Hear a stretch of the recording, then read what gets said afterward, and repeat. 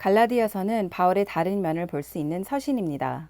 그는 많은 압박과 도전을 받아왔고 이 서신을 쓸 당시 화가 나 있었습니다.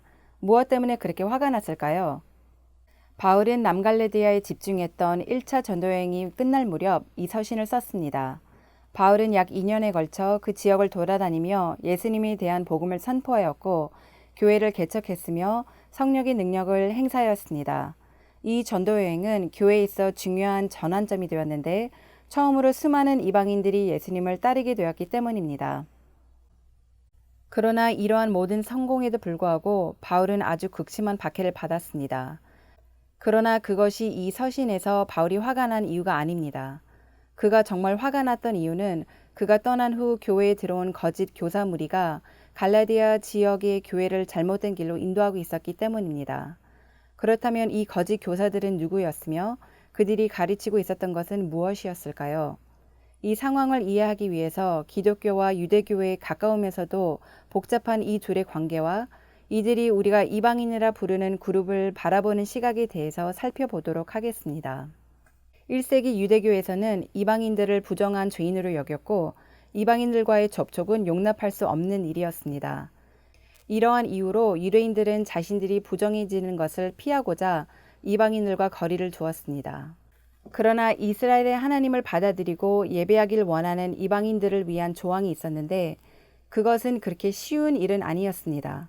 이방인들은 유대인의 삶의 방식을 완전히 수용했어야 했습니다. 이 말은 그들은 먼저 세례를 받고 남자들은 할례를 받아야 했으며 모세의 율법, 특히 음식과 절기에 관한 규례를 따라야 했다는 것이었습니다. 이러한 요구는 많은 이방인들에게는 너무 과해서 아주 극소수의 이방인들만이 유대교로 개종했습니다. 그 가운데 어떤 이방인들은 중간적인 자세를 취하기도 했는데 그들은 이스라엘의 하나님을 받아들이고 세례를 받기는 했지만 할례는 원치 않았습니다. 이러한 이방인들을 가리켜 하나님을 경외하는 자라 불렀습니다. 그들은 회당에 참여하고 유대인들에게도 우호적이었지만 유대인들은 그들을 여전히 부정하다 여겼습니다. 이 모든 것이 예수님으로 인해 달라졌습니다. 예수님의 죽음과 부활 이후 그의 제자들은 예수님의 가르침을 담대히 선포할 수 있도록 성령의 권능을 받았습니다. 그들은 예수님이 약속되어진 메시아시고 궁극적으로 모든 구약의 말씀을 가리키고 있는 분이라는 것을 이해했습니다. 예수님께서는 옛 언약이 요구했던 모든 제사와 의식의 규례, 율법으로부터 그들을 이제 자유케 하셨습니다. 하나님과 올바른 관계를 맺기 위해서 오직 요구되었던 것은 예수님에 대한 믿음뿐이었습니다. 최초의 그리스도인들은 유대인들이었으며 메시아에 대한 복음을 다른 유대인들에게만 전해야 한다고 생각했습니다. 그들이 아주 오랜 시간 동안 그들의 메시아가 오기를 고대해 왔기 때문입니다. 이들의 복음 선포로 인해 많은 유대인들이 예수님이 바로 그들이 기다려온 메시아임을 믿고 그리스도인이 되었습니다. 그러나 불행히도 다수의 유대인들은 예수님을 따르기보다는 계속해서 구약의 율법과 전통을 따르는 것을 택하였습니다.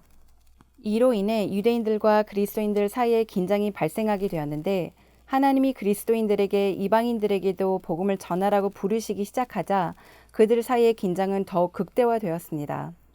그들이 믿음을 가지고 이 일에 순종했을 때 많은 이방인들이 예수님을 따르고 믿음의 공동체 가운데로 들어오게 되었습니다.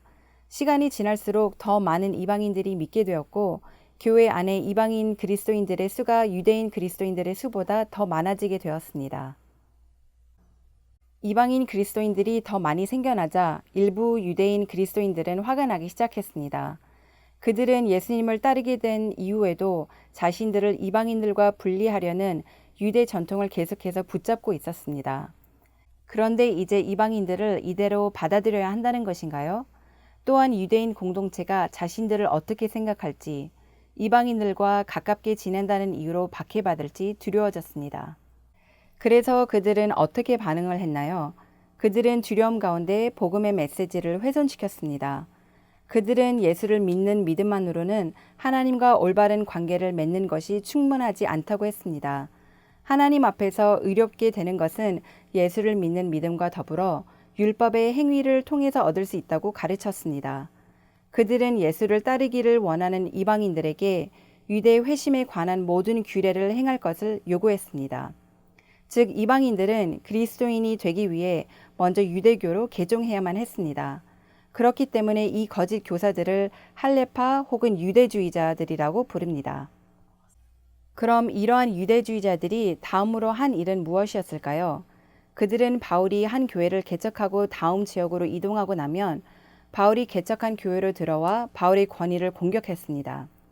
그들은 바울이 많은 이들이 개종할 수 있도록 쉬운 복음을 전했다고 비난했고, 유대주의자들은 이 새로운 교회의 자칭 바울이 말해주지 않은 참된 복음을 가르쳤습니다.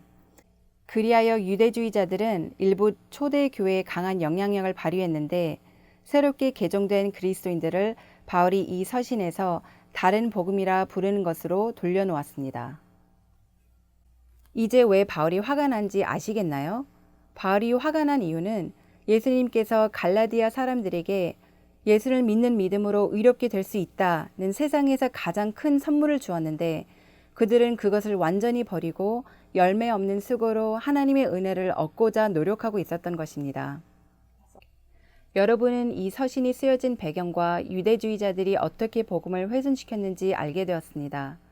이제 다시 갈라디아서를 읽어볼 때 갈라디아 사람들을 향한 바울의 메시지는 무엇일까요?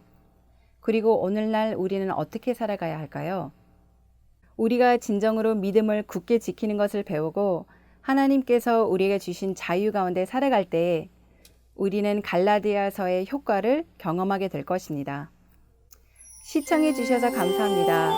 갈라디아서를 더 깊이 삶에 적용하는 데 도움을 줄 수 있는 질문들은 아래를 참고하시기 바랍니다. 만약 이 비디오가 좋았다면 아래 좋아요 버튼을 눌러주시고 친구들에게 공유해 주시고 구독해 주시기 바랍니다.